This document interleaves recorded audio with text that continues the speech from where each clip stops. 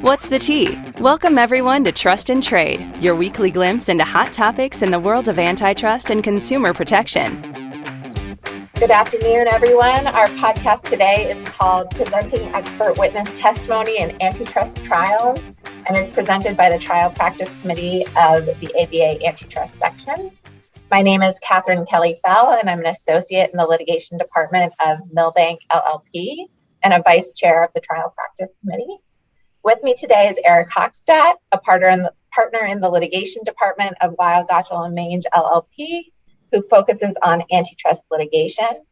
Eric is also a member of the executive committee of the antitrust section of the New York State Bar Association, and particularly relevant to our podcast today, serves on the economics subcommittee of the ABA Litigation Expert Witness Committee. Eric, can you tell the listeners a little more about your practice and any recent antitrust litigation matters in which you've been involved? Sure. First off, Katherine, thank you for inviting me to this podcast. So to our listeners, I focus on civil antitrust litigation, which are mostly conduct cases between rivals, plaintiff and defense side, as well as class action litigation predominantly on the defense side.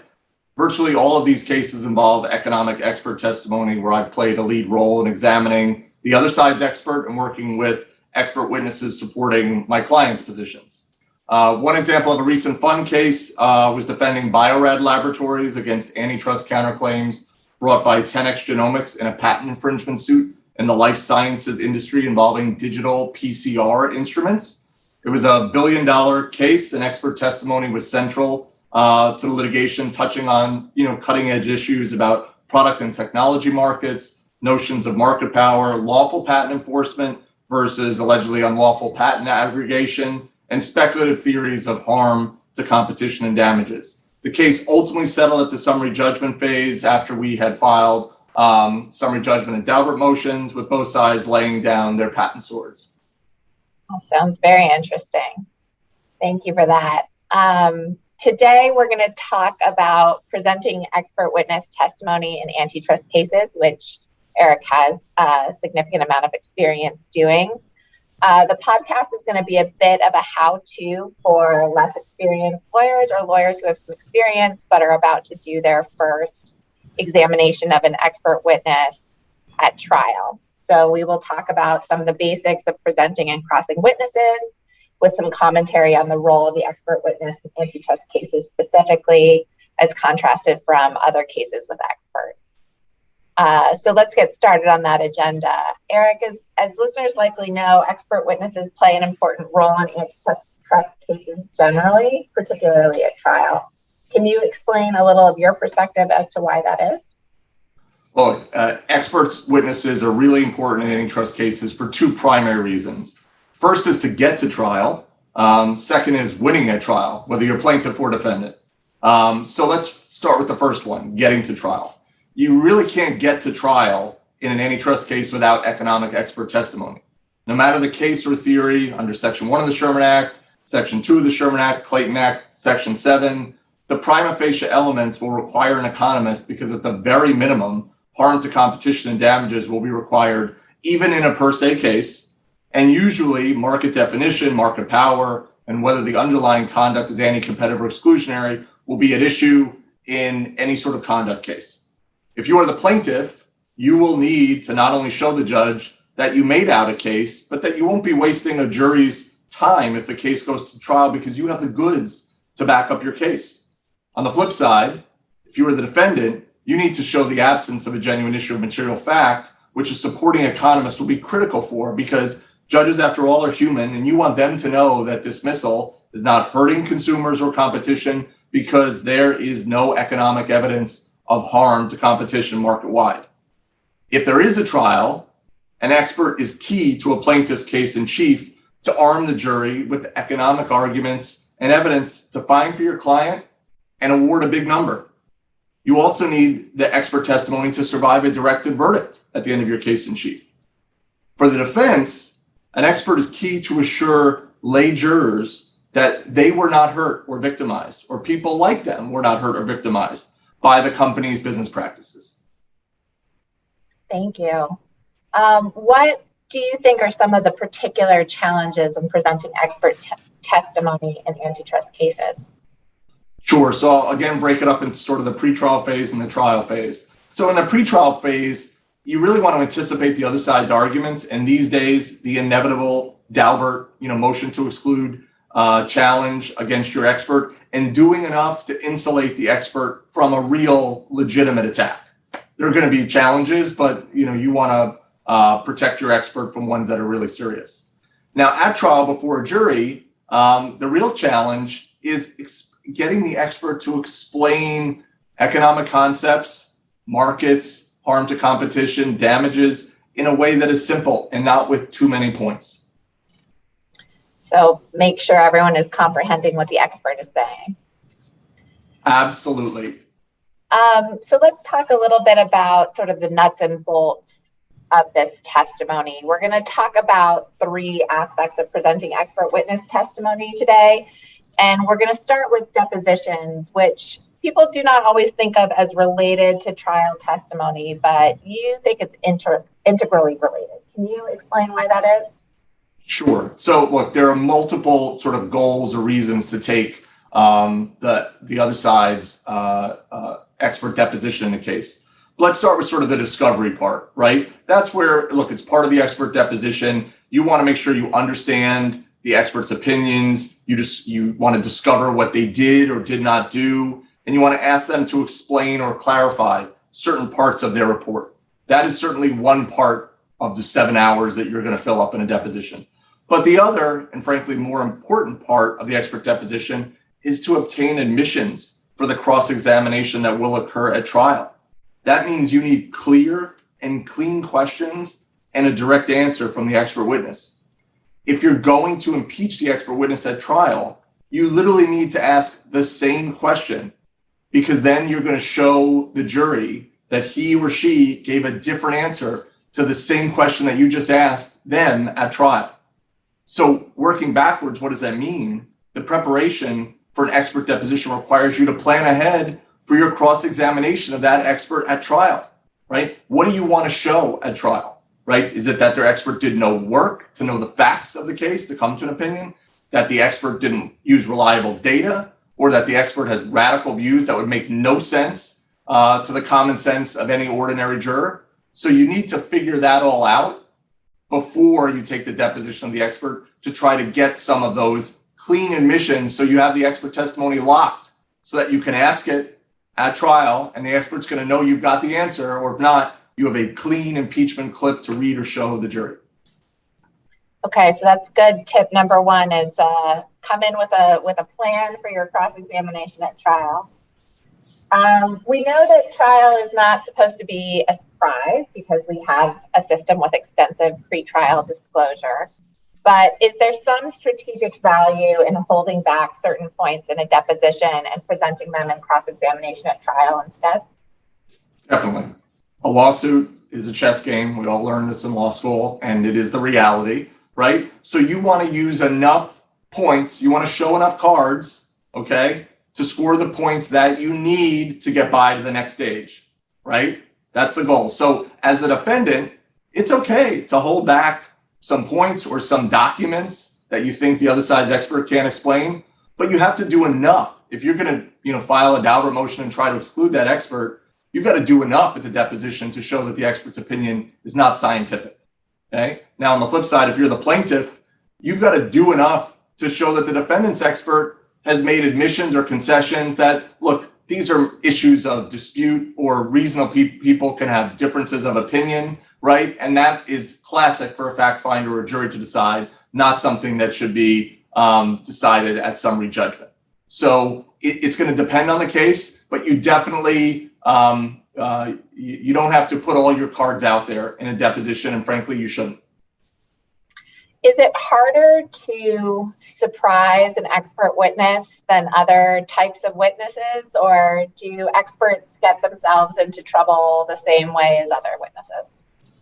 I mean, for most antitrust cases, because of the treble damages, or if it's a merger, the high stakes, you're getting sort of some of the best economists in the field.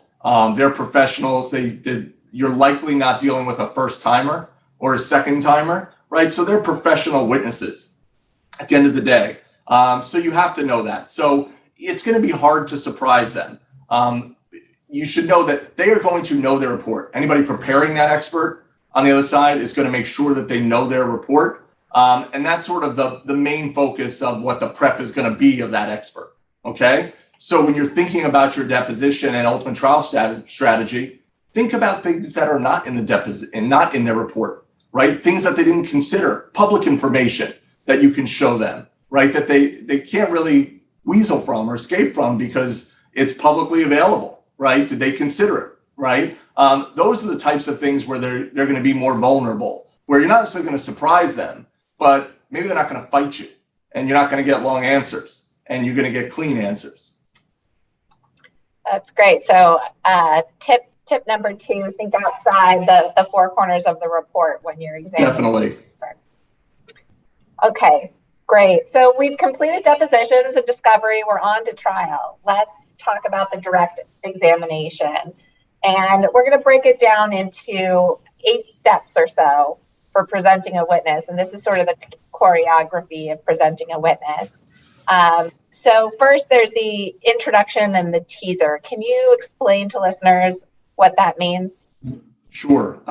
You always have to remember at trial, this is the jury's time, right? They have left their day job to do this. So if you're putting up any witness, but especially an expert witness, an important one, why are you doing that, right? You have to make a connection to the jury. So you're going to start out, would you please tell us your name and occupation?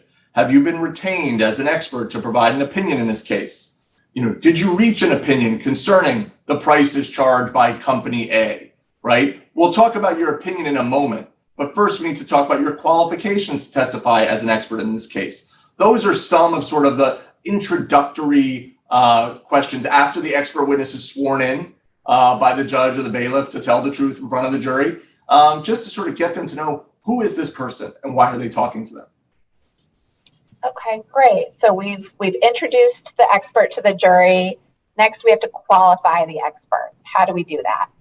Sure. So again, it goes back to, why is the jury listening to this person? What do they have to offer that's scientific, that's different from from a business person? So you're going to ask them questions like, what qualifies you to give an opinion as to the prices charged by company A in this case, right? And that's going to elicit them to sort of talk about their background, right? And having done this before. Similarly, you could ask things like, if it comes out in their answer, and this is common with experts, you mentioned your academic credentials. What academic studies or work have you done in the area of pricing in the industry at issue in the case, right? You can ask other things like, you mentioned your work experience. What experience have you had in evaluating pricing in the industry at issue in the case, right? Have you analyzed the pricing of companies in these types of industries before?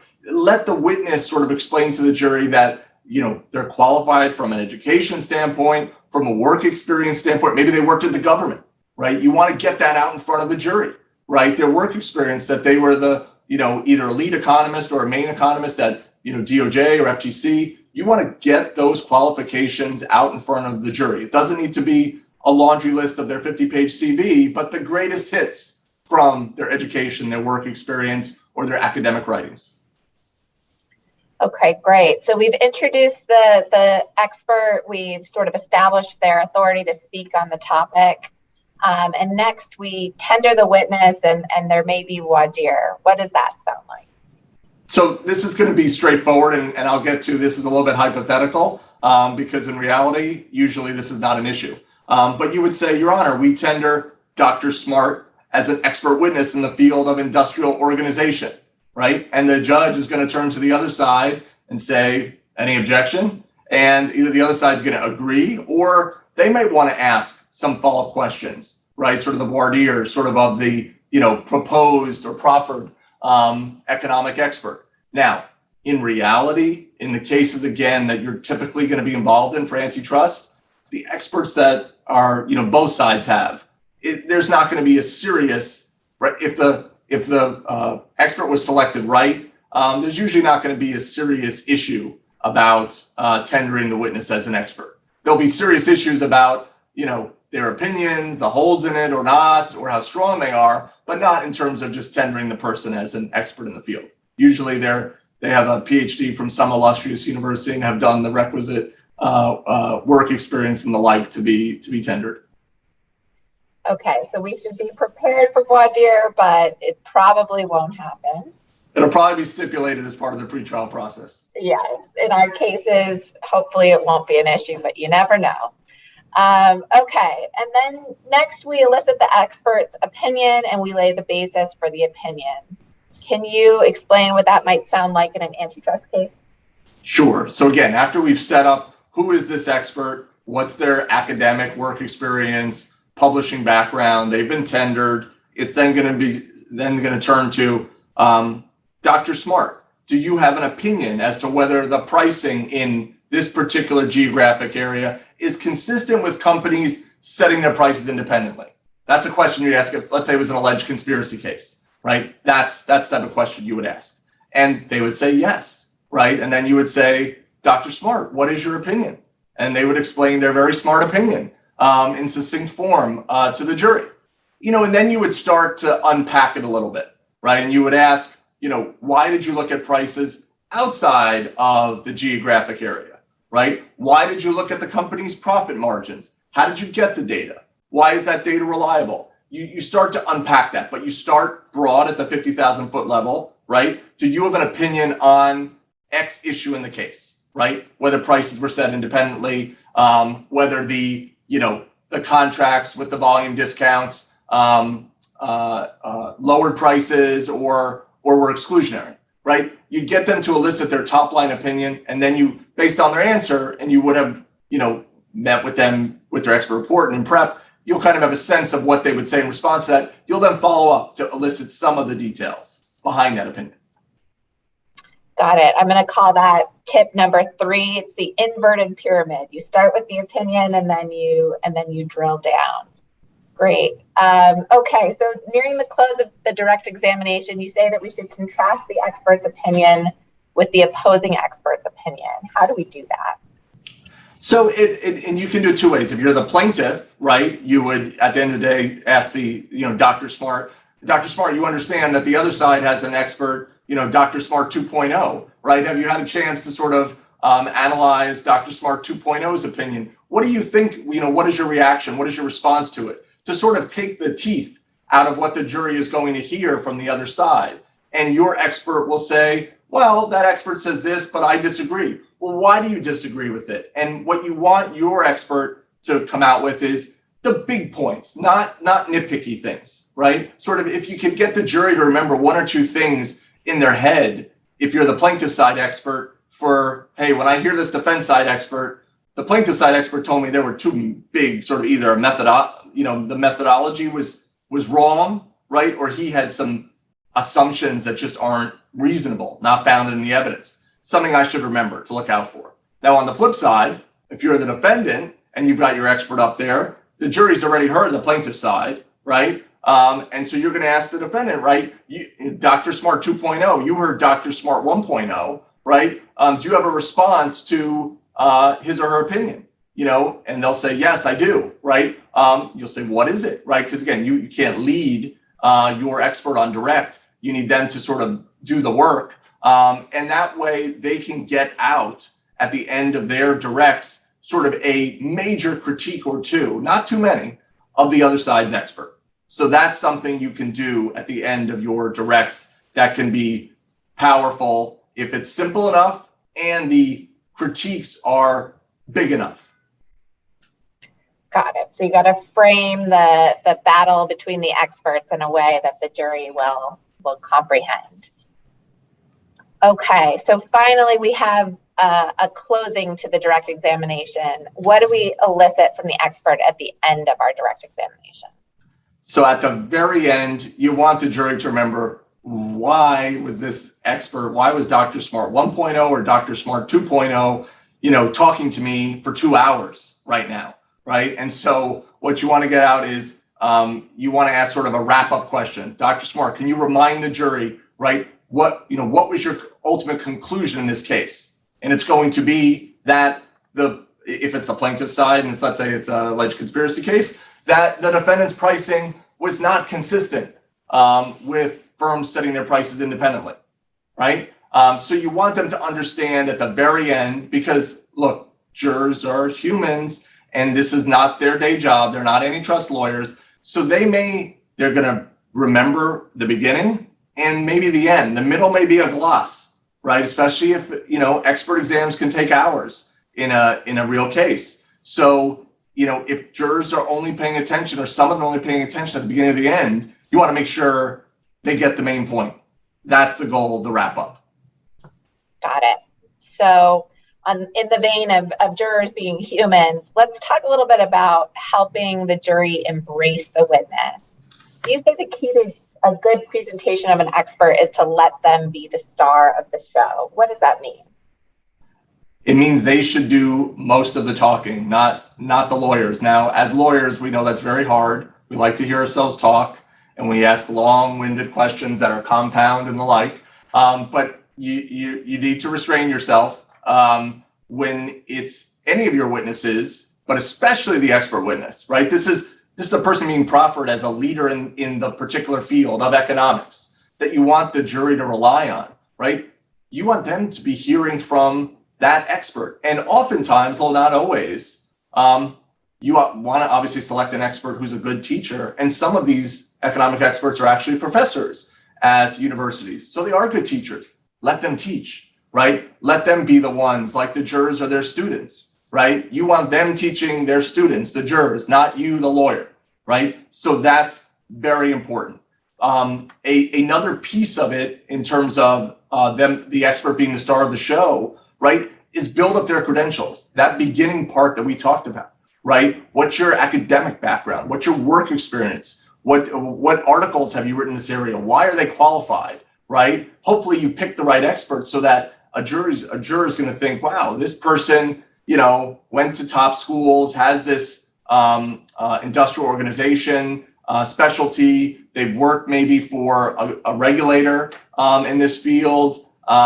Maybe they've done cases on both sides, so they're not just hired by one side or the other. We'll get to that in a second, right? And they've written a lot. They're a scholar in this field, right? So you want them to think, hey, this is a really smart person. Now let me hear what they have to say. So you really want to build them up at the beginning, right? So that they can sort of bear hug the witness in the jury room, right? That, hey, you heard what Dr. Smart said, that, the prices were not consistent with competition or vice versa, right? So that's really the way you let the jury embrace the witness. Let the economist, teach, be the star of the show, and hear from the economist far more than you, the lawyer, asking them the sort of softball-y questions. Got it. So we're hearing a lot from the expert. What should we have the expert tell the jury about their assignment? So you want the jury to be comfortable with, hey, this is a really smart person, but he or she also dug into this case. They did the work to understand the facts of this case because, again, jurors are humans. We all know there can be a really smart person, lots of smart people, but if they didn't do the work, they don't know, right, what they may be talking about in this particular case. You want to take that off the table. You want to take that line of attack off the table, or even that thought in any of the jurors' minds out of their mind. So you want to elicit on the direct exam, Dr. Smart, how many hours did you spend on this matter since you were retained, back on X date?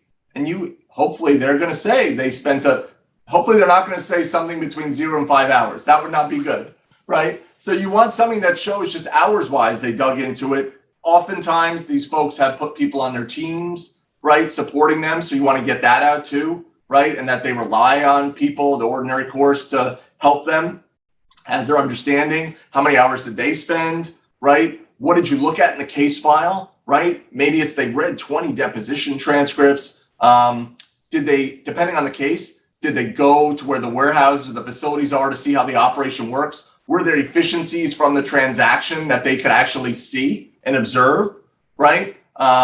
Did they speak, besides just the cold record, right? Did they actually talk to any live person at the company, right, to come to their opinion, right? Any business person did they speak to, right? Or did they just sit in their office, and just look at documents and papers and never speak to anybody?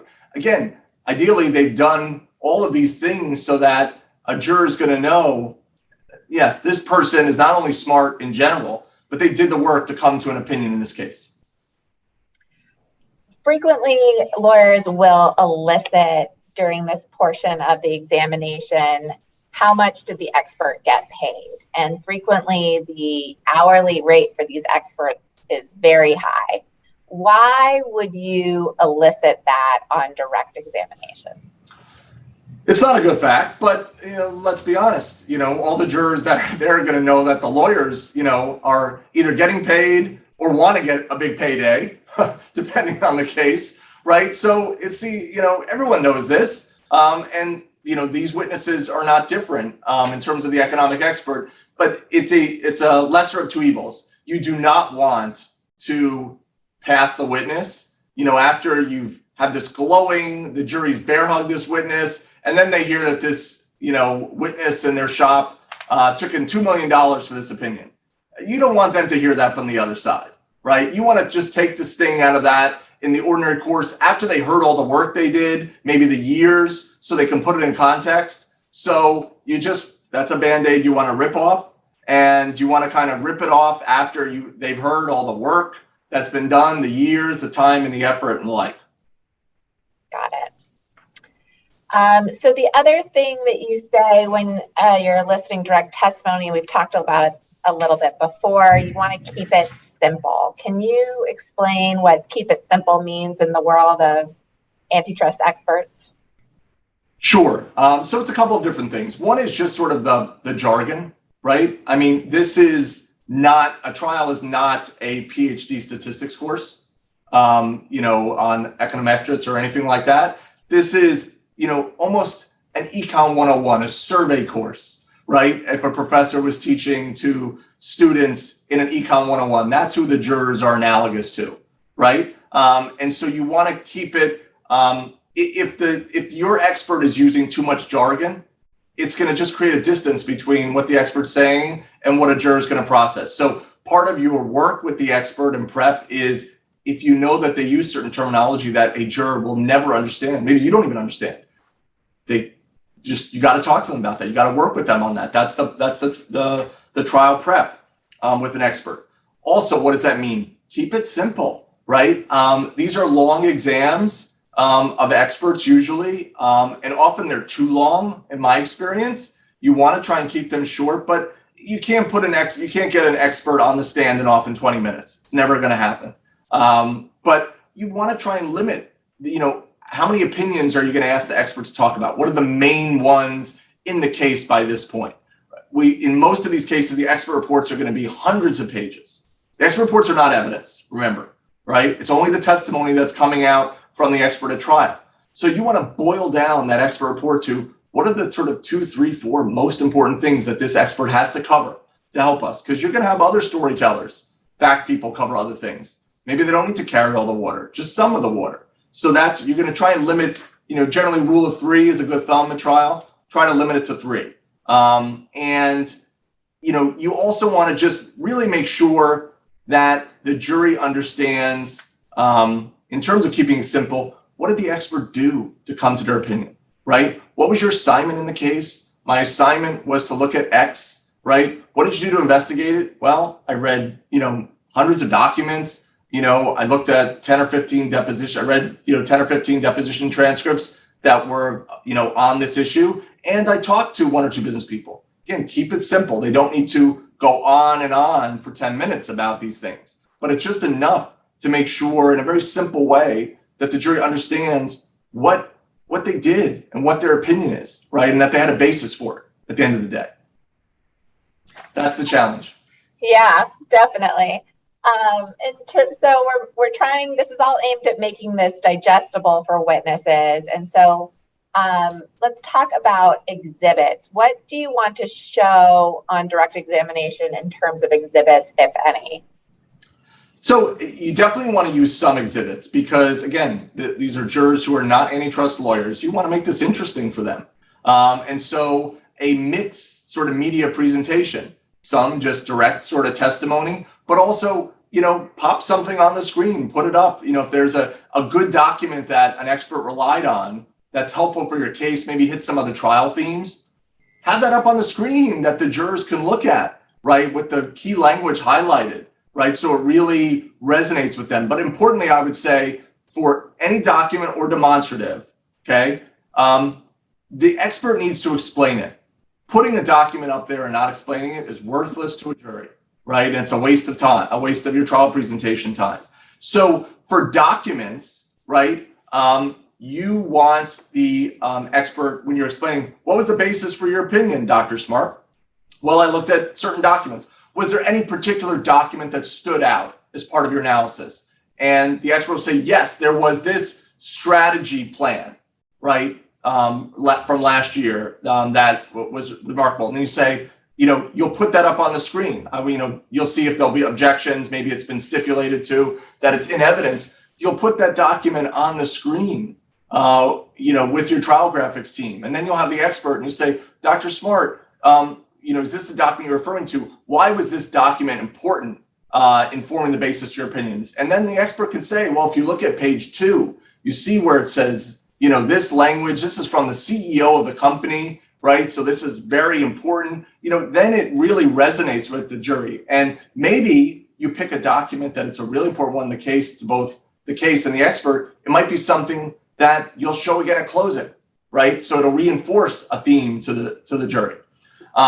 Beyond documents, demonstratives. So sometimes an expert will put together a show, maybe if you're on the defense side, right? And you want to show that there hasn't been any harm to competition. Maybe you've got a demonstrative showing, line graphs that prices have gone down in the industry, right? So that's one that you want to put it, you want to ask the expert, Dr. Smart, did you look at the prices in the industry? Yes, I did. What was the source of the information? And they'll say it's something, in the industry that's reliable, third-party publication. Did you compile that? Did you reach a conclusion based on that? And they'll say, yes, it shows the prices go down. Do you have a visual that you've created, right, based on information? And then the expert can put the demonstrative, you can put it up on the screen and then have the expert walk the jury through that to see that, at point 1 in time, prices were at a certain level, and at point 2 in time, they were at half that level. And again, it just reinforces to the jury, but you have to explain it to them. If you're going to put it up on the screen, you need your expert to teach them and explain to them. So so you definitely want to use documents demonstrative, but you can't overdo it, right? Again, you don't want the expert up there, and they're not going to be up there for days on end in any ordinary case. Even in non-ordinary cases, judges are, not going to allow it to go on forever and ever. So you want to pick a handful, 2, 3, key documents, and then a certain number of demonstratives that usually help an expert sort of get through their testimony. But we're talking in the nature of 10 to 15 slides, right? 2 to 3 documents, something on that order of magnitude. So that's super helpful. I think we're around tip 4 now. So it's use visual aids to keep the jury engaged, but be judicious. And if you can repeat them in closing or with other witnesses, that'll help commit them to the memory of the jury. Repetition matters. Repetition matters. It's good advice. Okay, so let's talk about redirect. If your witness was beaten up a little bit on cross, how do you decide what to address on redirect and what to just let lie? Well, again, jurors are human. So, maybe they picked up the beginning of the cross, the end of the cross. They might not have picked up every detail. Now, you, as the defending sort of examiner at that point, you're sitting on edge with every answer and the like, but you're not the jury, right? So there's a bit of a strategy call. On your redirect, right, they're going to pay attention to that. So if you think there was a lot of damage done to your expert, are you going to signal that by doing a really long redirect? Sure you are, right? And you don't want to signal that. So there are those sorts of trial theater that is important because, and sometimes you won't do a redirect and a jury will know that, the other side got nothing out of that witness. But oftentimes you're going to do a little bit of redirect, but your redirect, that's where the action is. You want to use redirect to be able to sort of really hammer the other side. Maybe the other side didn't let the expert explain their answer. Maybe the other side didn't show the expert the document that they were referring to. And that's when you get up and now you get to be the show person a little bit and sort of say, Dr. Smart, do you recall the other side's lawyer was asking about a document but didn't show you that document? I'm going to show you that document, right? And you put that up. Is this the document you're referring to? Why did that document matter? And then that just takes the wind out of everything the other side just did. If you can show as part of your redirect that the other side was not showing the expert the full truth or the jury the full truth, that's going to really, not only you're going to gain credibility for yourself and your side, you're going to knock down the other side. So your redirect has to be short, and it has to be really sort of an issue that's important that you can kind of ding the other side for. And so you can almost get double the points for it. You make your affirmative point that really reinforces, the expert's opinions, but also knocks the other side a little bit for maybe playing a little fast and loose with your expert. So that's a good redirect of an expert will do something like that. So we have to resist our lawyer urge to correct every single point and just go for the jugular points. Resist. That's the hardest part. Absolutely. Okay, so cross-examination of experts. One goal is to discredit the witness. How important do you think it is to do this? I mean, that may be the most important part of the cross-examination. I mean, you want the jury to doubt whether they should rely on this supposed expert witness, right? You want to play into jurors' common sense, right?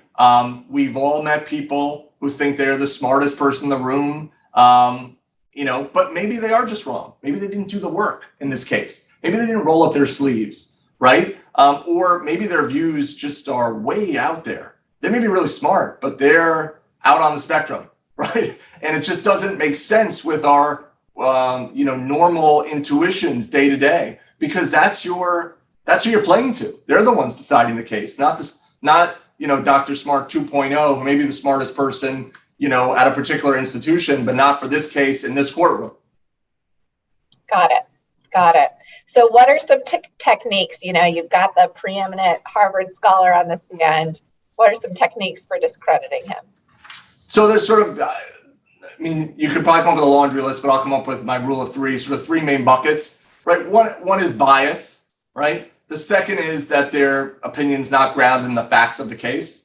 Third is sort of that their opinion is based on sort of a real sort of sliver artificial record. There were facts that they didn't consider. There were analyses that they should have, but they didn't perform, right? So those are kind of three main lines of attack. And so let me kind of unpack each of them. So bias, you're going to have under Rule 26, the other side's going to have to disclose the CV of their expert, as well as sort of prior testimony and the like. So you're going to look at, has this expert, if it's a plaintiff side expert, have they ever done a defense side case, right? Or vice versa. In other words, do they only see the world through plaintiff side glasses or defense side glasses? That's a good one, right? Because again, common sense of jurors.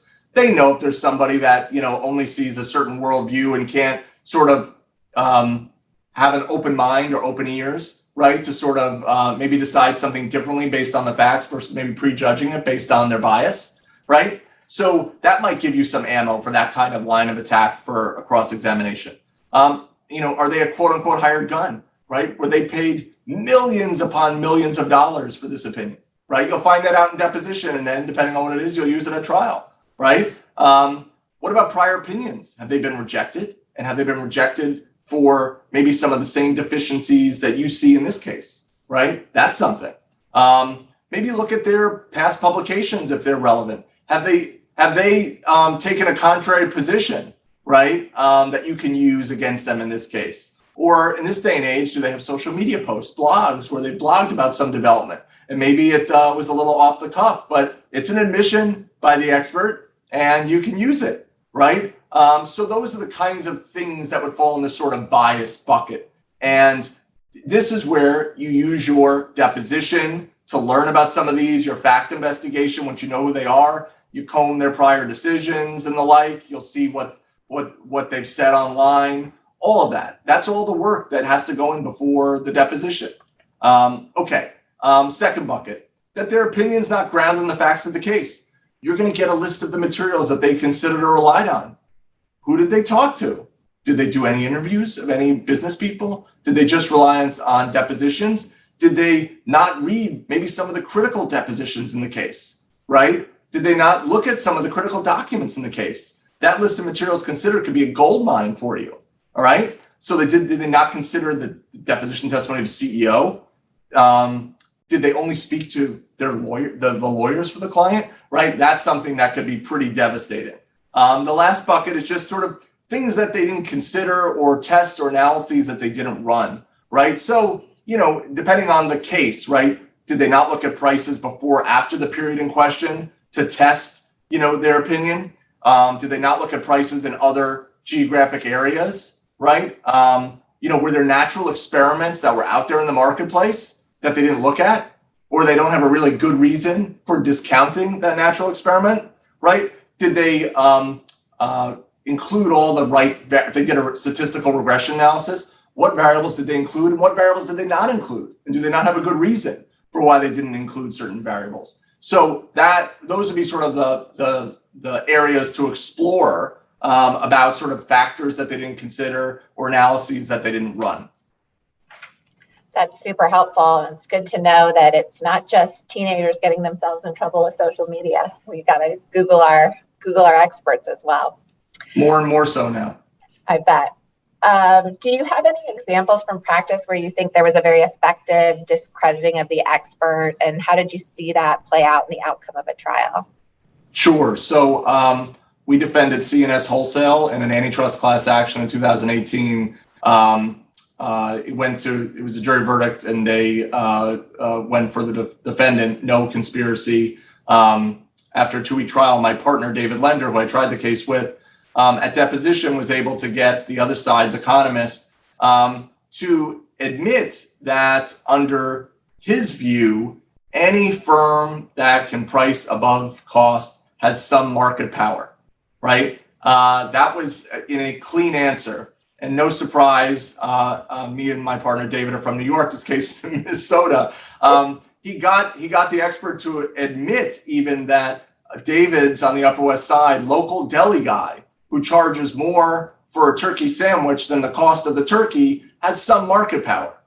Now, as you can imagine, that doesn't resonate very well with jurors. It might maybe in some hyper-technical economic theory sense, under some circumstances, he could be right or not, and what level of market power we're talking about. But in the abstract, that just sounds extreme.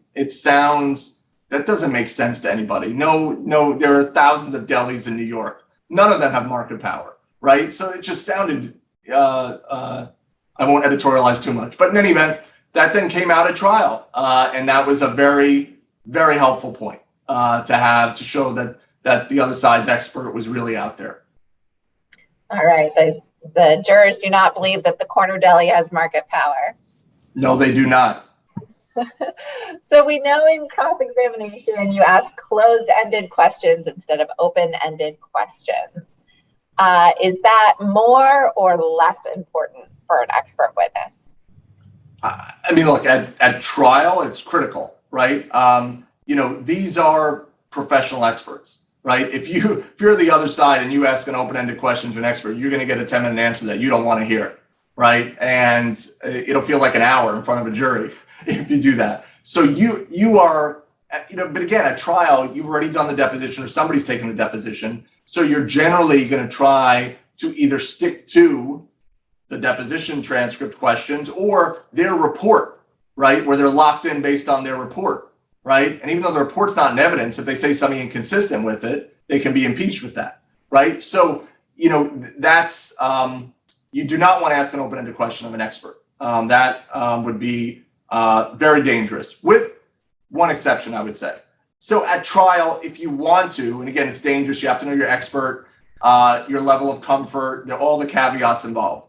I mean, there could be certain open-ended sort of questions that an expert would look bad giving a long answer to, right? Dr. Smart, we can agree that an expert should do the necessary work to come to an opinion in a given case, right? You can see the setup that's coming from something like that. What's Dr. Smart going to say? No, of course not. He's going to say yes, right? In Dr. Smart, we can all agree that an expert should not just rely on their past experience, right? And that an expert should only rely on business people who are truthful. Maybe you got one of the business people that the expert relied on to, really look bad in front of the jury, right? So, those are sort of open-ended questions that are safer, right? Because an expert would have a hard time giving a long-winded answer in front of a jury. At a deposition, they'll still fight you because that's what professional experts do. But in front of a jury, they won't do that. Now, at a deposition, you can ask an open-ended question, and certainly to find out the basis for an opinion. What did you do? How many hours did you work? You need to ask an open-ended question for that, right? But you only want to ask so many of them to find out what you need to know. And then you want to switch to sort of the cross-examination, try and get some admissions mode, because otherwise they'll filibuster your 7 hours will go away very, very quickly. So that brings us to tip number 5, which is keep your expert on a short leash, particularly at trial. Well, this has been great, Eric. Thank you so much for your time today. I think this has been very educational and useful for lawyers who are just starting out their careers with presenting experts, to hear from an experienced professional. Any last comments for the listeners? Sure. First off, thank you again for having me. Hope this is useful for the bar out there.